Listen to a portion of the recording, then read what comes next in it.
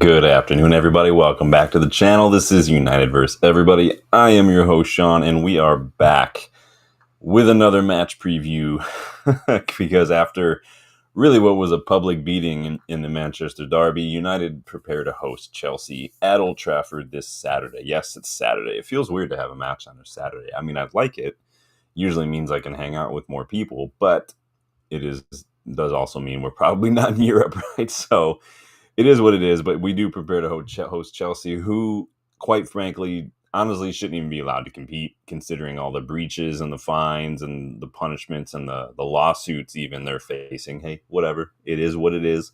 I'm not going to get all, bitter. I'm just saying, when you've got a class action lawsuit filed against your club, maybe you shouldn't be allowed to compete, but it is what it is.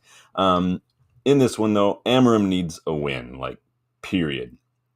I think for a lot of fans and maybe even for Ineos, he's running out of time to show us that the numbers mean something. It's not just, a fluke or something, that it is just maybe things are not quite clicking, that people are not quite doing their job, that it is that we are actually improving. He's got to show us something to justify that we just need to turn a corner, because eventually, if not, and probably not too far off, the numbers are either going to do two things. They're either going to regress to the mean and start kind of coinciding with what the eye test will tell you as the sample size increases, or the results are going to catch up to the numbers. There's that old adage, you play well, the results will come. Could go either way, honestly, if I'm being honest with you. Maybe this match will be the turnaround, but I doubt it. I'm not trying to be a naysayer. It is what it is. I don't think anybody's 100% confident, but you can let me know. I did put a poll what you think the result's going to be. I'll be checking in that throughout it, but today, obviously, with most match previews, we're going to talk tactics, team news, get your predictions and stuff. Who do you want to see in the 11? All that. We'll go talk a little news as well. So you guys know the drill by now. So make sure you like the video. Make sure you subscribe to the channel as well. Check out those memberships to learn how you can get more involved in the content, or even can jump on the weekly kickabout to join Dylan and I as we discussed all the topics. And right now, don't forget, I did put a link it's pinned in the chat. It is 20% off everything for the next couple days in the United vs. Everybody online store. There are some new designs. There are some new products. So with winter rolling around, you can get your hands on a brand new beanie featuring the OG green and gold logo.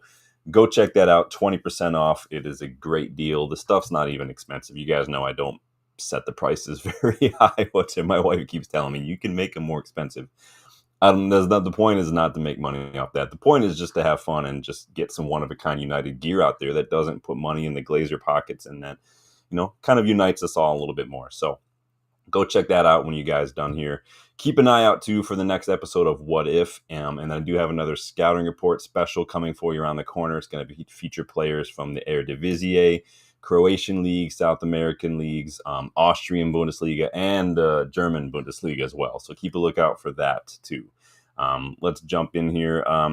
Happy birthday, too, to United legend Alex Stepney, if you guys know. I think he's, 80-something today? I can't remember off the top of my head. Should have wrote it down, but yes, Alex Stepney's birthday today. So big up, Alex. Remember you fondly from the 68 final. That green goalkeeper jersey, it's one I've been trying to get my hands on for a while. It would definitely go in a frame if I got it. You guys know I do love the frame jerseys. I've got a lot more throughout here, but I would love to get my hands on one of those actual initial, original jerseys from the doesn't have to be the match worn, but just the actual authentic shirt from the 68 final someplace, or even just the 68 shirt in general. The blue one would be great. So let's see who's getting caught up on the chat right now. What do we got? Lucky Singh, big up in the house. How you doing, man? He wants to draw when you got to get goals back. Yeah, we do need to get out of the negative. We have not been in the positive for GD in a while, man. For real. Lucky thinks Shesko is going to get another. All right, big up, man. Teresa in the house. How you doing, Teresa? She is already going in on the players. Hey, I got no problem with going on the players. They carry the water just as much as Amorim has right now, if not more, because a lot of these players just are not doing it. I was just talking about this earlier. So I had one of my PFA classes today. It was a couple hours today, but we had to break into groups and give a little sample assignment to work on. And when the assignment was to you had to pick a team that was underperforming and kind of go through these little metrics and score them and then give why. And then most of the people in there know, like, I support United. The guy running things today knows I support United. He's Liverpool's team psychologist. His name's Lee. So he laughed when he saw that we did United, but he just let me rant basically for 5-10 minutes complaining about United. Um, but I did complain about the players a lot as well. But he let me just kind of go on a soapbox, and I think he didn't expect me to say as much. I think maybe he thought, just being an American fan, it wasn't like a whole lot. But I went off on him. Basically the same thing I've said on here many times. But it is always fun when I get to go on a little bit of a rant. Teresa says the players need to get with the program, do what the coach coaches, and they will win. It's that simple. They should have beat City. They should have beat City. They absolutely should have. Yeah, and Amorim is helping weed out. We know that's what he did at Sporting when he first got there, was take that first summer to kind of get the personalities out that maybe weren't rowing in the same direction and start to get people who are on board.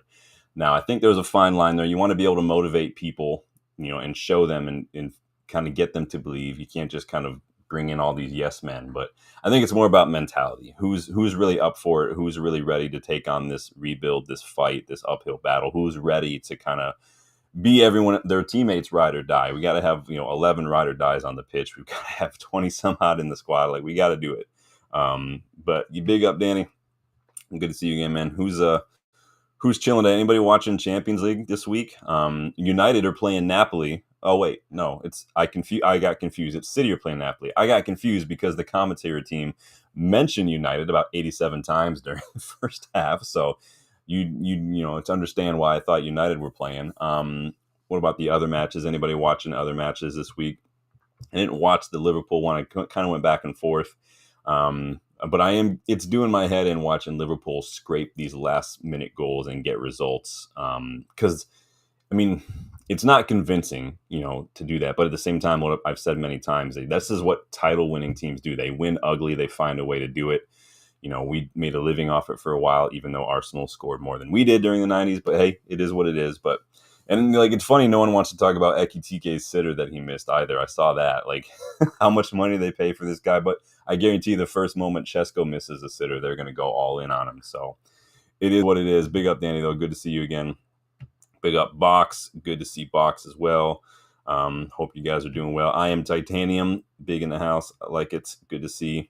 Danny says he needs to win 2 consecutive matches in a row. If you can't do that in 10 months, regardless of the players, he needs to go back. Yeah, dude. Now, you remember I predicted when Dylan and I did our season predictions, it wasn't the season prediction. It was the other week kick about coming back from the international break when we looked at the next 5 matches, right? The City, Chelsea, Brentford, Sunderland, Liverpool. I predicted then that Sunderland and Brentford would be our back-to-back league wins for the first time since Amorim took over.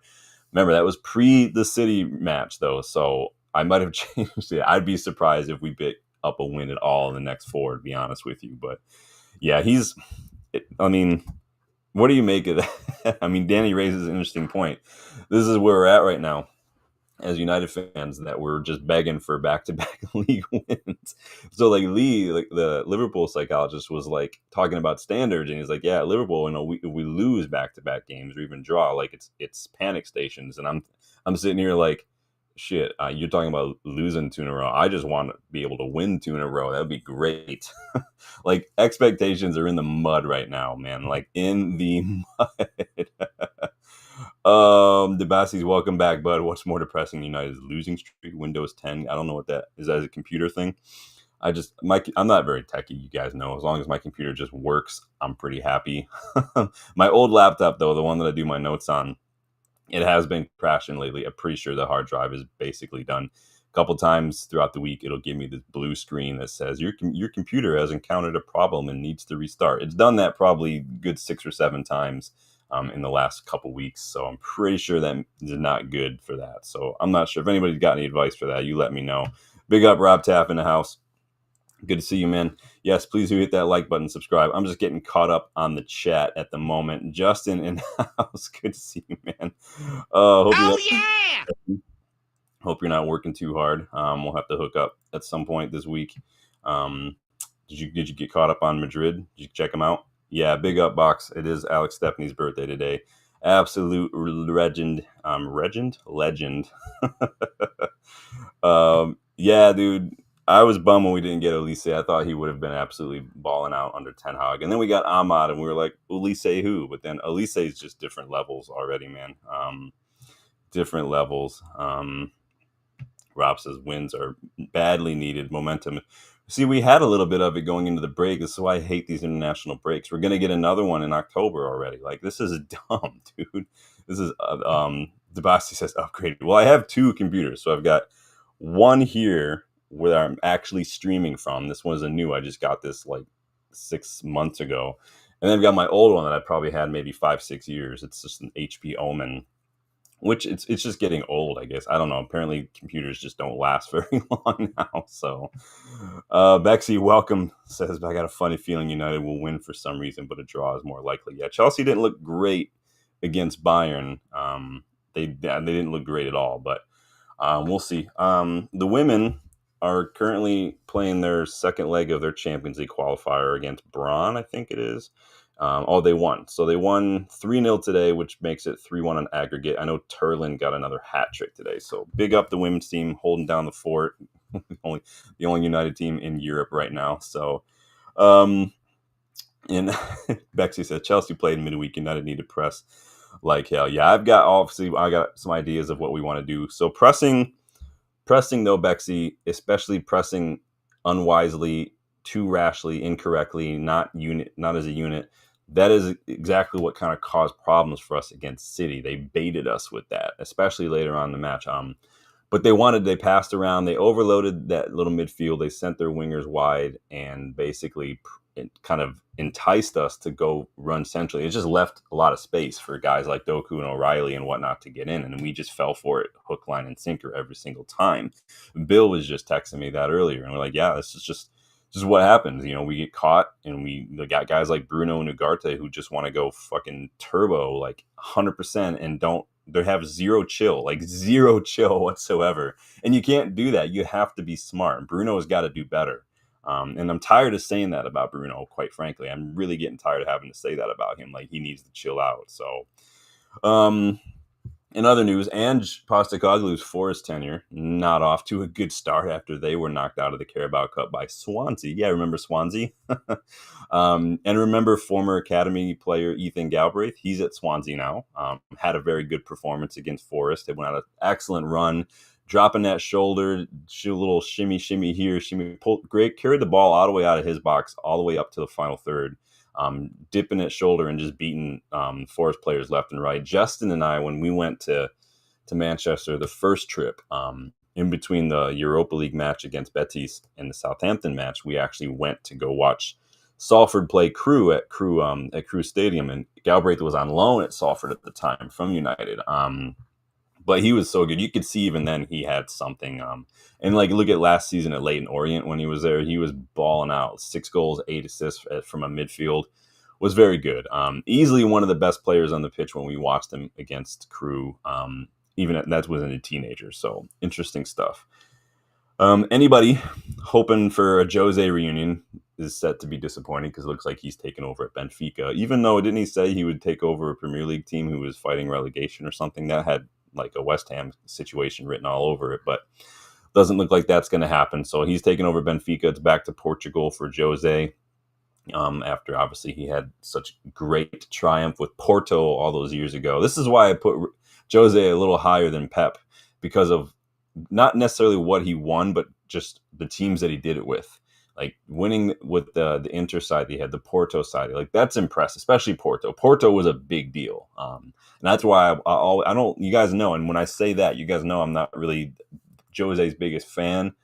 But when I say that, like, you can tell, I'm on the level there, because Jose, like, he's definitely got to be on my Mount Rushmore. We could do a Mount Rushmore video at some point if you guys want to. Maybe managers, maybe like United players, maybe all-time players. Maybe we'll do like a trilogy. That's something I've had in the back burner for a little while. So if that's something you guys want to see, you can let me know if you guys want to get involved in that video. Let's see. Tabassi says if it was an older team, they would push and shove Garnacho. These days, too much soft. They will be hugging him. Well, and Garnacho tends to get into little dangerous areas, and I think people just don't want to get involved. I mean, and honestly, it wouldn't take much to get past our defense. You saw what happened with Delit, Ugarte, Shaw. These guys were just standing there, heads on a swivel, watching Doku basically just walk into our box. Not a good look. So, moving on, some more news. So, United's financial news was released this week. If you guys saw all this is coming from Ben Jacobs here.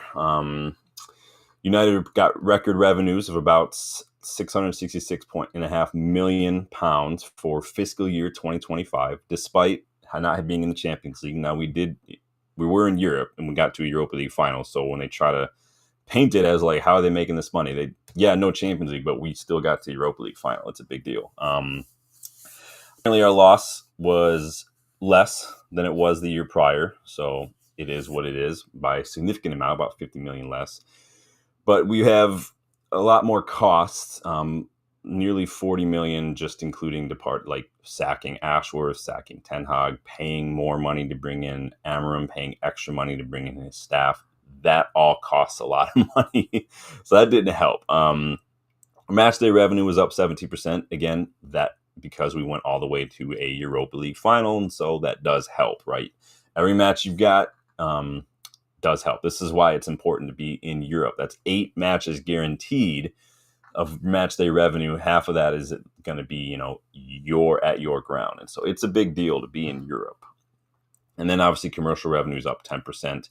Again, that has more to do with the first year of our Snapdragon sponsorship. So pretty good. I mean, the wage bill is also down about 51.5 million. And again, that has a lot to do with the 25% pay cut that the players have for not being in Europe. So that is a big help. So it is what it is there. But I did read that apparently that's lower than Arsenal's for the first time in like 30 years. And that's coming from Martin Ziegler. So basically what this all means is we're losing money, but we're losing less than we did before.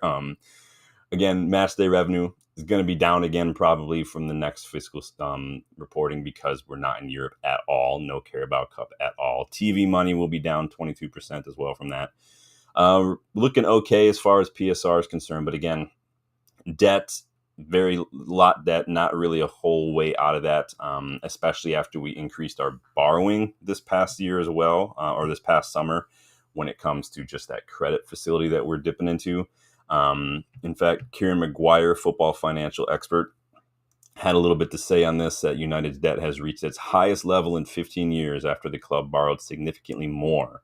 However, there is hope that this marks the peak and debt will gradually decrease moving forward. I don't really know what the plan is to remove the debt. You can't, other than paying it off. And again, I really don't even see why Sir Jim would be super eager to pay off someone else's debt. Now, you really, really, really have to love the club. You really have to have a lot of money lying around. Just go ahead and say, I'm paying off the debt.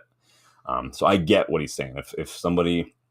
If I met somebody, if I took over a business that had all these debts and stuff, I would. It's like what happened when I was at Livonia City. Like I came in, joined the board, and there was all this debt that the current CEO and stuff inherited because the previous CEOs just didn't pay for stuff. And so like nobody wanted to pay for it. And I'm like, well, that's why I'm trying to help with sponsors so we can start paying off. The problem was nobody wanted to pay off the debt. Everybody just wanted to look cool and get home away in third kits for literally the women's team, the first team, and the over 30s team. And I'm like, guys, all right, I got to be, all right, we're done. I'm walking away. It is what it is, man. Oh, boy.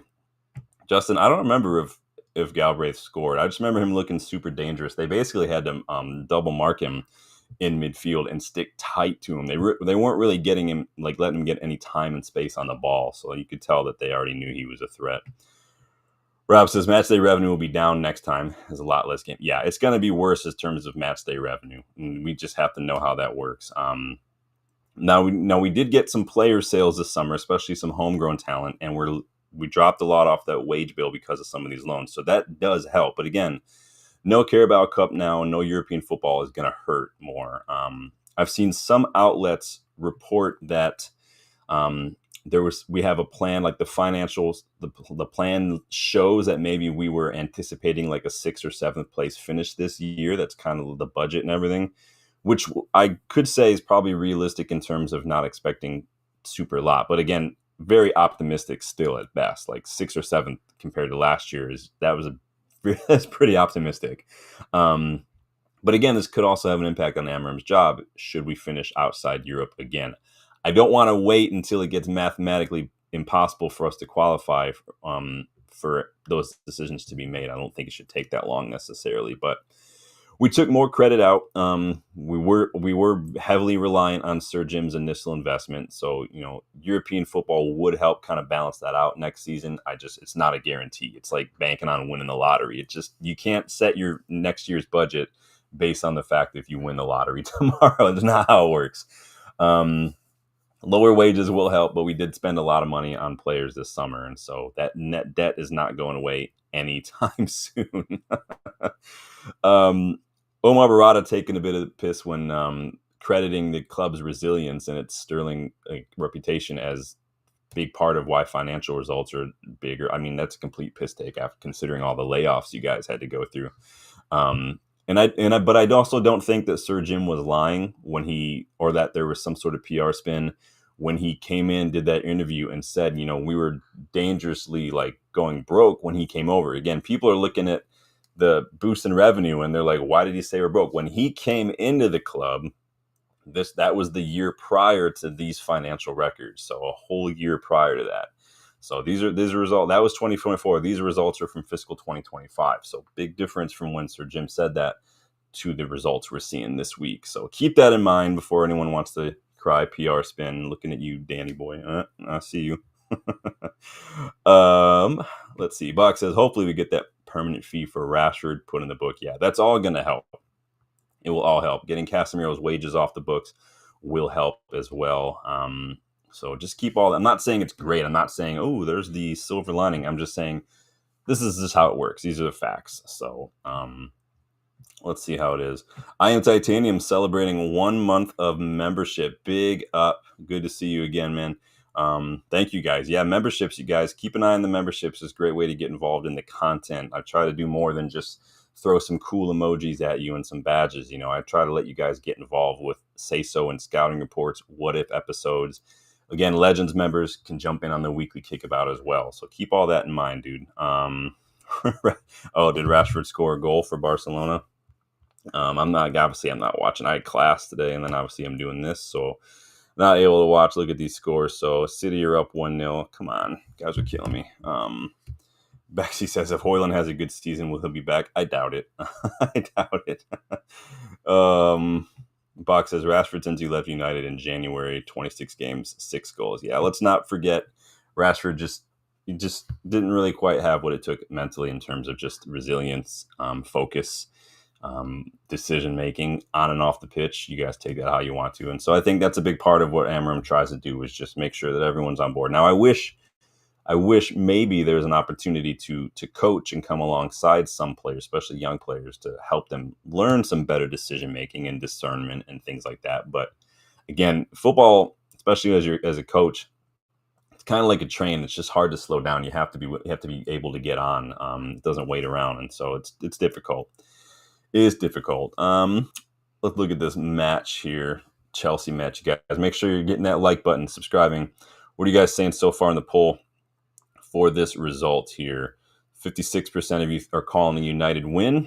33% of you are saying it's going to be a draw. 11% of you think Chelsea will win. Interesting stuff. United haven't lost a league game to Chelsea at Old Trafford in like 10, 12 years, I think. So there's that record gone, probably.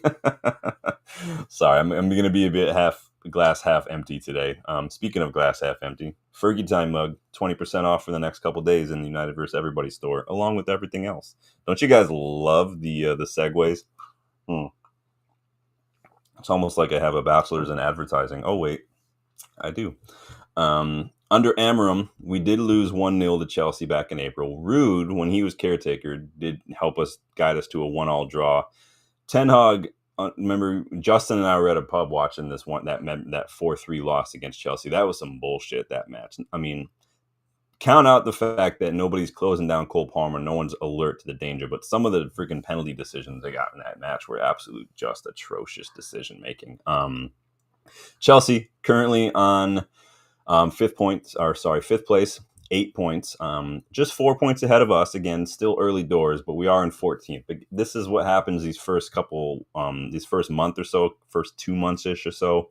This is why everybody says wait 10 matches, because points wise, 1 or 2 good results and another result going our way as far as other clubs could see us jump like 8 spaces. Like, it's really early, but at the same time, if you don't look at the table and you look at the results, it's not for good reading.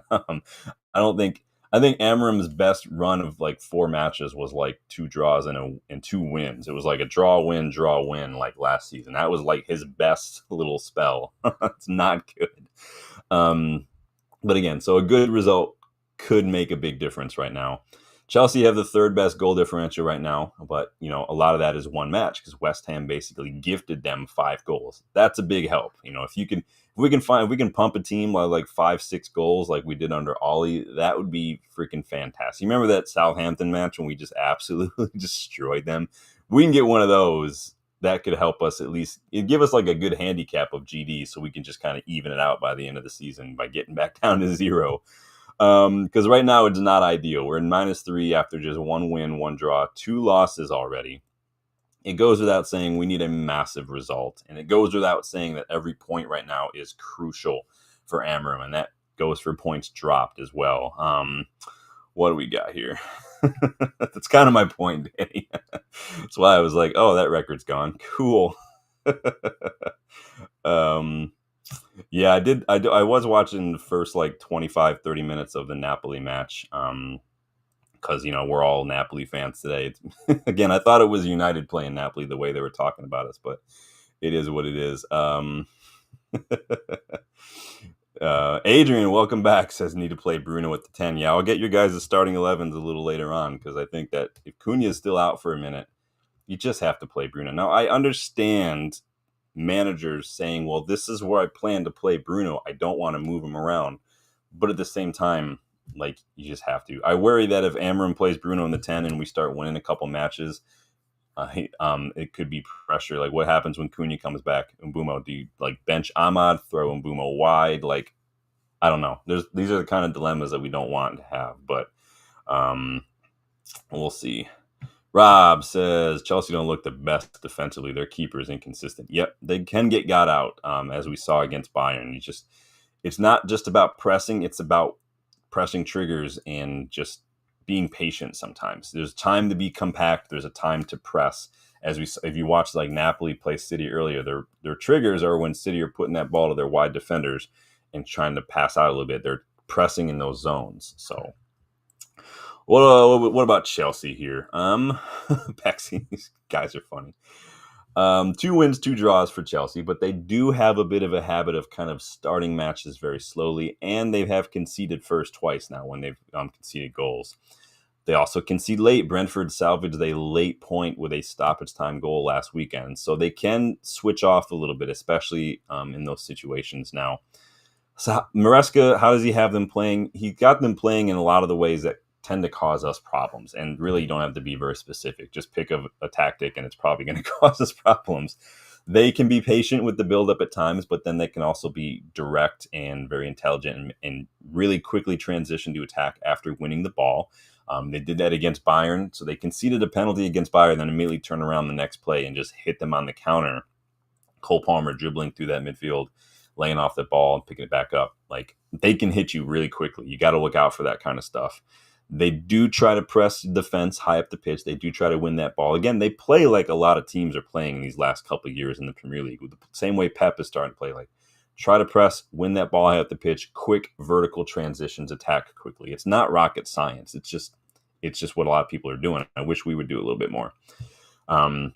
They also have the ability to play that long ball from deep too. So again, everything that tends to cause us problem, every little way of passing and hitting us long ways that tends to cut us open, especially midfield, especially in transitions, Chelsea are good at right now.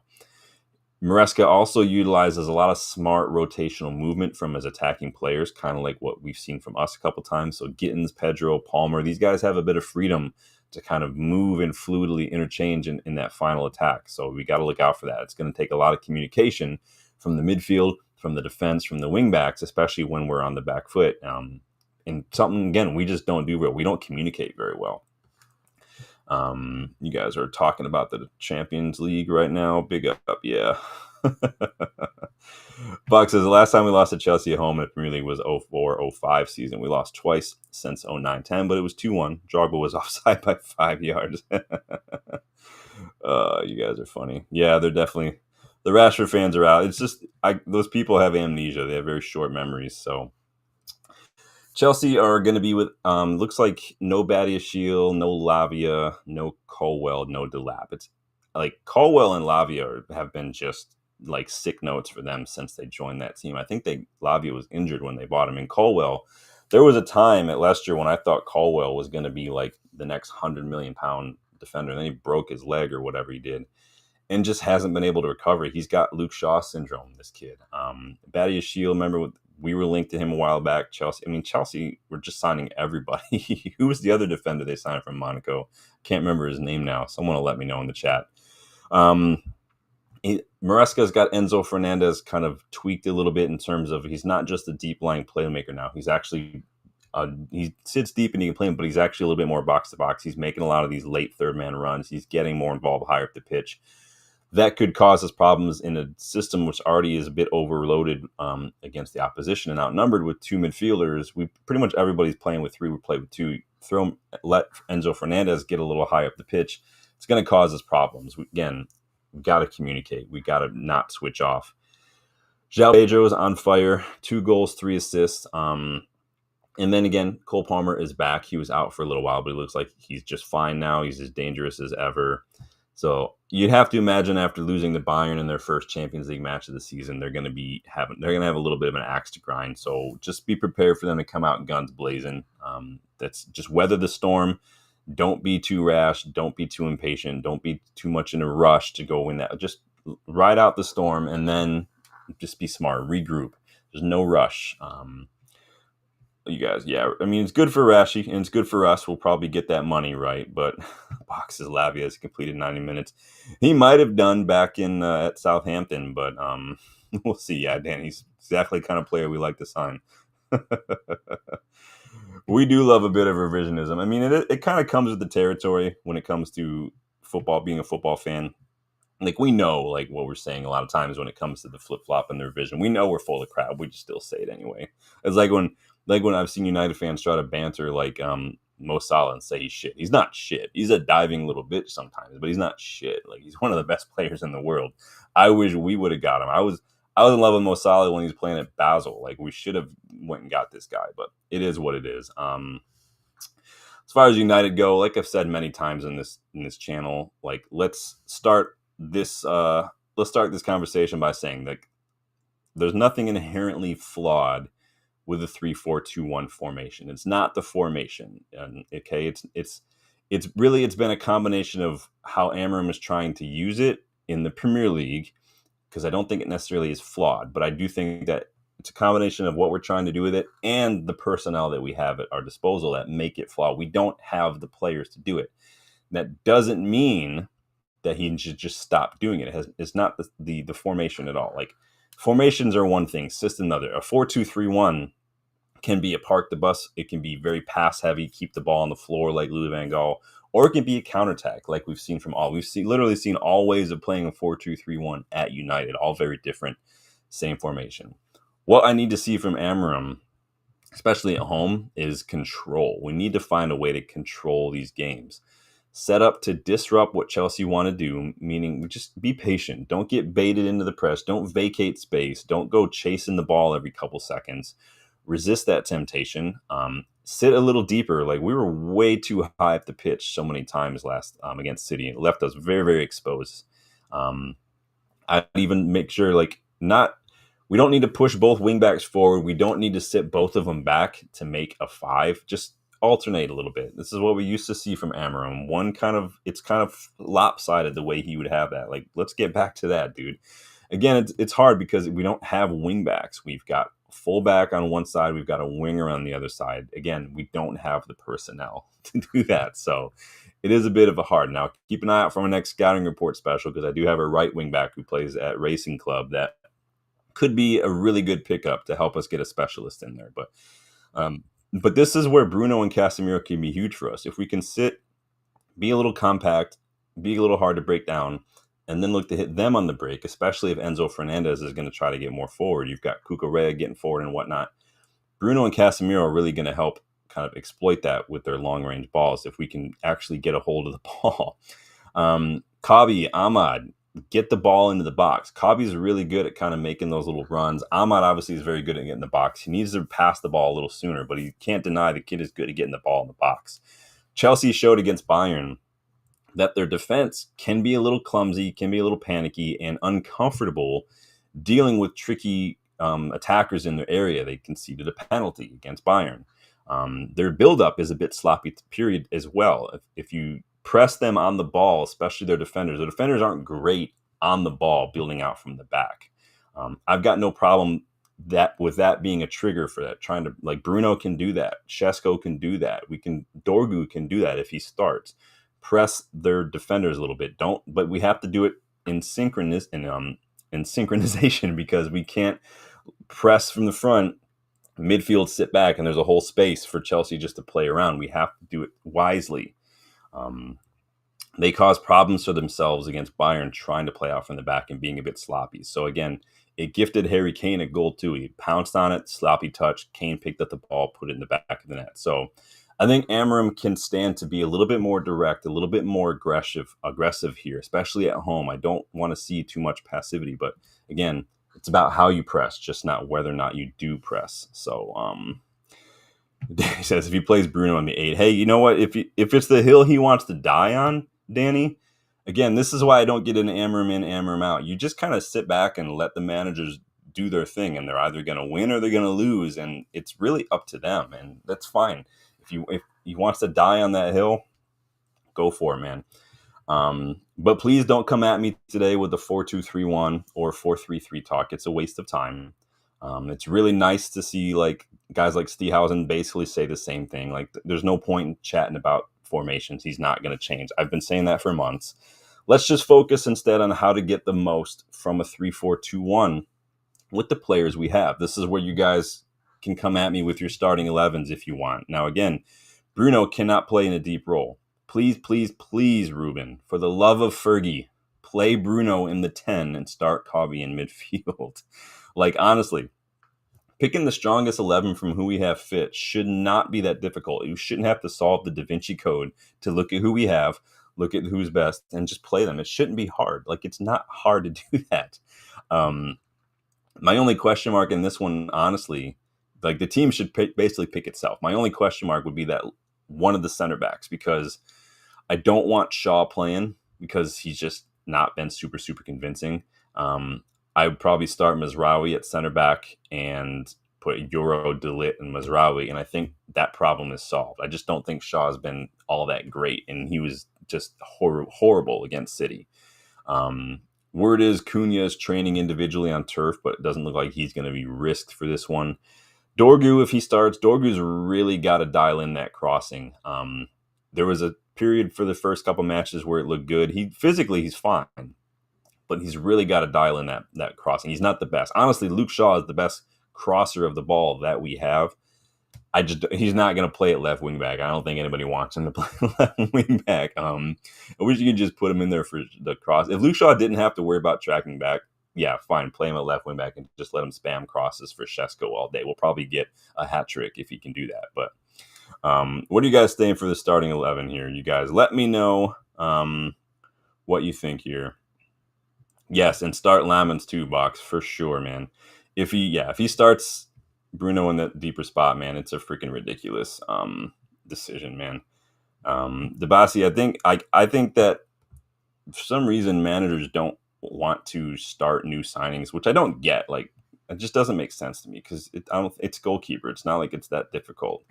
I am Titanium says, if you could invite 3 Manchester United players, past, present, around for dinner, who would you pick? And what would you cook? Maybe invite Keen, make some prawn sandwiches. That could be a good one. Oh boy, that's a tough one. Does it have to be players? I Cantona would probably be an interesting conversation for sure. If he does talk, sometimes he just gets really weird and eccentric and doesn't want to talk. That's a good question, you guys. Let I Am Titanium know who you might invite over for dinner. Andrew is a loser. Andrew's not a loser. Andrew's cool. Does he see Christmas? It just depends on him. He's got to start making some decisions, make a couple tweaks. Doesn't have to change like anything wholesale. Make a couple tweaks, play the better player, stop playing Bruno deep, up the tempo a little bit, especially when we're building out from the back. It's not rocket science. I don't know what to tell you. Wait, what you guys? Let me know your starting 11. What are you guys picking for your starting 11 right here? Danny doesn't even think he'll be for Halloween. Fucking hell! Oh, this got dark real quick. Yikes.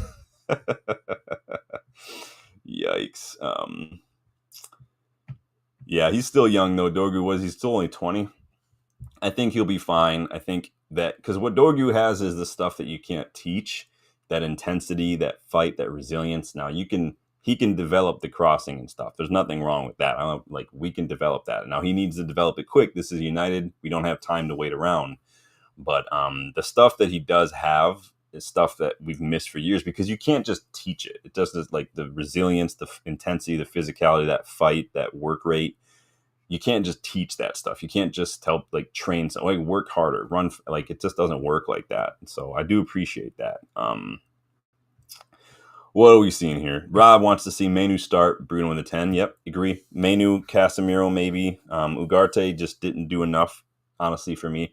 I thought maybe against City, he and Manu could be a good partnership because they were the partnership that beat City in December when Amorim took over, but obviously we didn't see that, unfortunately. So, okay. Let's see what you guys are saying here.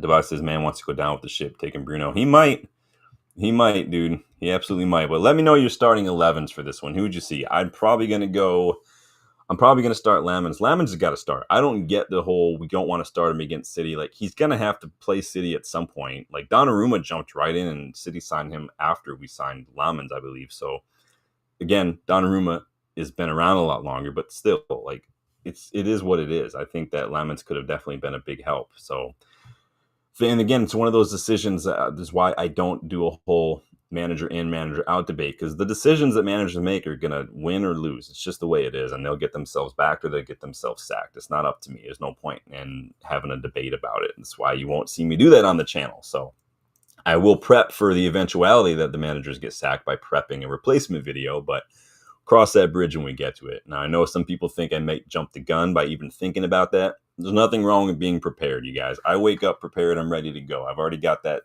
whole thing broken down into 8 little videos, 8 different managers we could look at. So keep that in mind. But Lamin's definitely going to start. Like I said, Mazraoui, De Ligt, Yoro in defense for me. Dorgu, and probably going to go, because Dallow's not fit, so it's probably going to have to be Ahmad in the right wing back. Casemiro, Manu, and then Bruno, Mbumo, Chesko. I think with Bruno kind of a little bit of license to drift, I think he's probably going to be good on the ball. Let Dorgu kind of make those dummy runs, cause those overloads in those wider areas, and I think that that's going to be just fine. Let's see. Rajat, big up. It's been a minute. Hope you're doing well, Rajat. How you doing, man? Let's see. And he wants to invite the whole women's team. I'd invite Jade because she went to school nearby, so it'd be cool to kind of chat a little bit about Ann Arbor and U of M, which are literally about 20 minutes away from me. So that would be fun. Justin and I tried to go to the Manchester Derby for the women's team when we were there this past season. Justin was going to wear his U of M shirt and hopefully get her attention, but didn't end up happening. Andrew Loser is going with Lamens, Maz, Maguire. You start Maguire and not De Ligt. Yoro, Dorgu, Ahmad, Casemiro, man. So basically what I said, you're just swapping out De Ligt for Maguire. All right. Good shout there. Danny is pretty much, he's starting Heaven. He's not going Mazraoui. He's putting Maz in the right wing back. All right. No, that's a good shout. I like that plan too. We haven't seen a whole lot of Heaven. I think was he in the top 100 for Golden Boy? Is that what we saw? But basically the same. Oh, wait, hold on. Yoro, De Ligt, Heaven, Dorgu, Maz, Casemiro. 1, 2, 3, 4, 5, 6, 7. Dan, you only got 10 players, bro. you missed one. That's why I was confused. I was like, wait a second, where's Mizrahi playing? Debassi's going Lamens, Yor, Delit, not Shaw. Okay. So you don't have one. You're starting Diogo Leon. That's a big shout, man. Manu Ugarte. All right. Going to have to convince me on Ugarte because Ugarte hasn't convinced me on Ugarte this year. I don't think he's bad. That's the thing. Me saying Ugarte has not been good this year is not me saying he's a bad player. It's just he's not doing well. Preseason, he did not look great at all. So let's see. Let's see what we got here. Raja says play back four. Don't really want. Yeah, they're not. Yeah, there's no point in it, man. They're not gonna. He's not gonna do it. So it is what it is. Unfortunately, I did see Shea Lacey's been training with the first team though. So I mean, he's not really been used in the under 21 matches either. So maybe Shea Lacey could get a little bit of a shout here. So let's see. Raja says play Casemiro next to Bruno and Manu. I definitely put Bruno in one of those 10s for sure. So good start 11. Keep getting your starting 11s in again. But now I want to know what you think the score is going to look like because this is going to get down to the nitty gritty. Everyone's talking all this good stuff. Everyone's talking formations and starting 11s.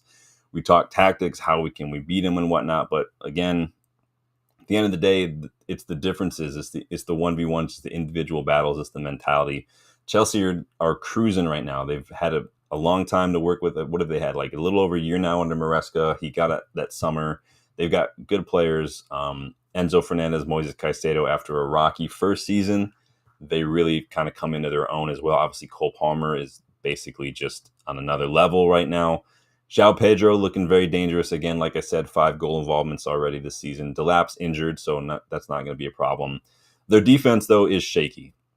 Especially the defense. If they play the same defenders they played against Bayern, they are shaky. We can definitely, if we can cause problems, press that ball, I think we'll be fine. So just force them to kick it long is the name of the game.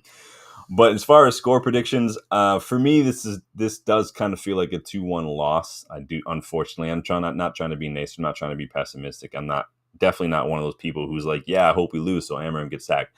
I just don't see us winning, unfortunately, unless we literally somehow it just clicks overnight and we start finishing our dinner in front of with these chances we're getting. But I haven't seen anything to convince me of that. Mbeumo looks like he's getting frustrated with himself by some of the opportunities he's missing. Šeško is already starting to. I'm seeing glimpses of Šeško trying to do a little too much just to impact the game, and you definitely don't want that. It's going to be a problem. I just don't think we're going to go well with those transitions. And the movement in that final phase of attack from guys like Palmer, Neto, and João Pedro, I think that we saw City cause this problem. I mean, one Erling Haaland, his movement alone, I'm not talking about just his ability in the ball, his run. It wasn't even like a curl. It was just a straight run, and he went right through De Ligt and Shaw. If he can do that, imagine what this inner flowing kind of front three are going to do from us. Our midfield can be non-existent, whether it's a pass or a counterattack. I do expect more of the same, but we have to make ourselves more difficult to break down. Again, you don't have to change the formation necessarily. You don't have to make changes to the system. Just be a little bit more compact, be a little harder to break down. It's not that difficult. Play Bruno high up the pitch, and I think that some of his pressing could help stop a few of those counters before they get started. But I don't need him to do that. I need him to get us goals. So that's why I want him up there. Really, the loss would be a little harder too if Garnacho somehow got a goal and an assist. Just as long as Garnacho doesn't get a goal and assist, I'll be happy with that one. What are you guys saying here in the chat for your score predictions? Let me know what you guys are saying here. Danny is going 2-2 draw. Yeah, let me know in the poll too. I want to see what you guys have to say. I Am Titanium does not think Lamens is going to be number one. Well, we're hearing a lot of stuff that he's the number one. You'd have to think Bindier is nothing. Bindier was bought for peanuts to be the backup. He's not all of a sudden just become number one. He's not good. Teresa says, Sean, missed my comment. Sorry, Teresa. There's a lot of comments. Sometimes it's hard to tell when you guys are talking to each other and when you guys are talking to me. You think Bindier will start? Interesting. But Debasi agrees with me, 2-1 Chelsea. Andrew says 2-1 Chelsea. I Am Titanium says 2-1 Chelsea. A lot of positivity tonight. Debasi says Son Legend says Šeško is still waiting for his delivery at the Etihad. Adrian C says 1-1. Rob Taff says 2-2. So we got 3 draws, a couple of 2-1 losses. What are you guys saying here in the poll? Oh, let me scroll down here. 42% of you think United will win. So how is that possible? Because literally nobody predicted United win in the chat, but somehow 42% of you guys think United are going to win. The math ain't math in there, guys. We got some lurkers in here. Somebody gift the membership so we can expose the lurkers. 33% of you say a draw, and 25% of you think it's going to be a Chelsea win. I think Chelsea are probably going to win this one, unfortunately. But that's just how I do. And it is, as long as Garnacho doesn't score or get an assist, I mean, because that would just complete the banter trifecta in really what's been a kick in the balls start to the season. The knockout to Grimsby, the heavy loss at against Man City, and then our former player coming back to just score or get an assist against us would just not be great at all. And unfortunately, I think if we lose, I don't know if that necessarily means Amorim's automatically under threat. I mean, I think he's already under threat. It'd be naive to think otherwise. But I do think a big loss here, performance-wise as well. A heavy defeat here, again, combined with that performance that we saw against City, things could get dicey. He's got an international break coming up. We do have to pay $12 million if we sack him before his first year, which is, I think, November. Really, it comes down to whether or not Ineos believe that Amorim is the guy to turn things around, whether they really believe that the circumstances and what he came into and the players are difficult for him to get anything out of. There's just not a whole lot of evidence to support, honestly, any hope that Amorim could turn things around, because he doesn't look like he's adapting. It doesn't look like he's learning. It doesn't look like he really understands what is best to let him. I mean, how many times have we seen a different back, like center back combination? How many times have we seen a different midfield? Oh man, Debasi, I was joking, buddy. Debasi has just gifted 5 United versus everybody, man. I was just joking, dude, but I appreciate that. Thank you, Debasi. Absolute legend. You guys are awesome. I am Titanium says Gordon score. For Newcastle. Big up. Teresa is calling for the win. All right, we've got one person in the chat calling for a win. All right, I'll take that. Thank you, Debasi. Big up, man. Big up. There's the lurkers. Yep, they are the lurkers. Rob says, we'll be after the first year if he doesn't turn it around. Yeah, it's going to be rough. I just don't want a repeat of last season where the season is basically kind of over by the time we make a decision. Now, last year, obviously, we still had Europa League. This year, we don't have anything other than waiting around for the FA Cup. So if it gets to be too late, we're down in the bottom half of the table. We're just not picking up points. I don't want it to get to a point where it's too late to salvage really anything respectable out of this. The FA Cup would be great, put us back into Europe, but I would like to just get up to like 7th, 8th, 6th. That's what I predicted for the season prediction show from a couple weeks back. You guys can go back and watch that one yet, but right now it's hard to go back and look at that after these first couple matches and think that it's going to get anywhere near that. I mean, I'll back Amorim. He's got to start turning things around, though. I'm just not seeing a whole lot right now to really justify that. So at this point, it's just hope. It really. So, but it is what it is, you guys. Guys, remember right now, 20% off in the United vs. Everybody online store. There is a pin comment that's got a link to the store. Go check it out. New designs all the time. I'm working on a couple more right now, so we might see those pop up. Please like the video, you guys. Please subscribe to the channel. Share the videos. Make sure the notification bell is on. Don't forget, I'm going to be doing What If episode next soon and another scouting report special as well. But hopefully we'll be back this weekend talking about 3 points. Hopefully it'll be a convincing performance. At some point, you'd have to think just by accident things will turn around, right, statistically. But it's just hard right now to see past the cloud, right? And so we'll see what happens. But if you weren't able to catch the live, you guys, leave your comments, leave your score predictions, leave your starting 11 predictions, and let me know. Let me go check these Champions League scores real quick, too, because we're just about done here. What do we got going on here? So City beat Napoli 2-0. That's unfortunate. Barcelona are currently up. Rashford got himself a brace, it looks like. Gordon coming back. Sporting destroyed some random team I've never heard of before, so there's that. No offense. Frankfurt are up 5-1 to Galatasaray. All right. Anything else going on? The women's team won. We got a Copa Libertadores quarterfinal tonight, so that'll be fun. So we got a couple minutes left on these Champions League matches. Hopefully Newcastle don't come back and draw because Newcastle don't really deserve anything. Teresa, what do you got for me?